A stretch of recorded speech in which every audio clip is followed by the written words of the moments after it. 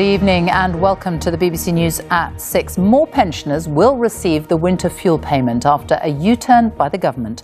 More than 9 million people lost out on the benefit last year when it became means-tested.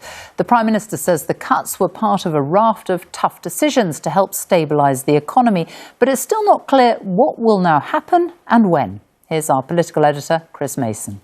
For nearly a year, it's been Labour inside these buildings, grappling with the architecture of government, the range of priorities, and having to choose a direction.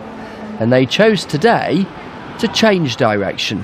What about winter fuel allowance cuts? Yeah, what about the winter fuel payments? The government sounded increasingly wobbly on it for a bit. Prime Minister. Today, the wobble became a U-turn. I recognise that people are still feeling the pressure of the cost of living crisis, including pensioners. We want to ensure that as we go forward, more pensioners are eligible for winter fuel payments. As you would expect, Mr. Speaker, we will only make decisions we can afford. That is why we will look at that as part of a fiscal event. Fiscal event is Westminster speak for a budget. The next one is in the autumn. Some Conservatives were horrified the announcement appeared to catch their leader by surprise, as she asked if there would be a U-turn after the Prime Minister had announced a U-turn.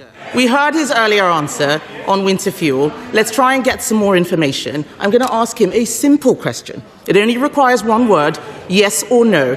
Is he planning to U-turn on winter fuel cuts? Prime Minister. Mr. Speaker, I've made clear in my earlier answer that as the economy improves, we want to take measures that will impact on people's lives, and therefore we will look at the threshold, but that will have to be part of a fiscal event. Kemi Badenoch and her team insist she was seeking answers the government isn't giving. Who will now get it and when? What I would like to see is him setting out the details and doing so early, because we can't wait until the budget. By then it'll be too late. If he's waiting until the budget, it means that people are going to lose their winter fuel payment for another year. The tricky thing for ministers now, where the new threshold for getting the payment should be. Who deserves it and who doesn't, as these pensioners in Bristol ponder just that too. In my opinion, he shouldn't have done it in the first place. The way he went about it was all wrong. You know, he should have give everybody a warning that it was going to happen and the way it was going to happen. But it definitely would help. Yeah. Definitely help. Yeah. Yeah. Yeah. Even if it's not the full amount, something towards it. Yes, something towards it. Yes. So many people, they need it. I mean, you know, to be cold and also putting up with inflation and cost of living, everything like that. Oh, it was just disgusting. Back in Westminster, Labour MPs have had nearly a year of being on the hook for this unpopular policy. As Parliament's flagman with a head for heights will tell you, sorting out presentational difficulties round here, and policy ones, can prove a little awkward. Now, incidentally, the flag has just been liberated, courtesy of the wind.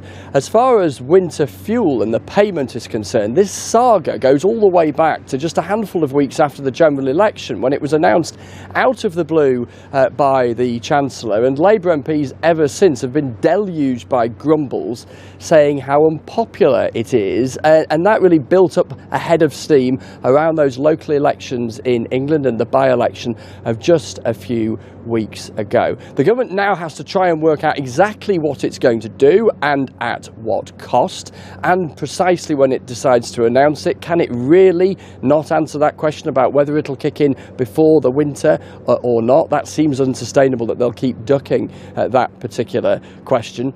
And then the question for some Labour MPs now is, what about the benefits cuts that are coming down the track? Could the government go wobbly on them next? Ministers insist absolutely not.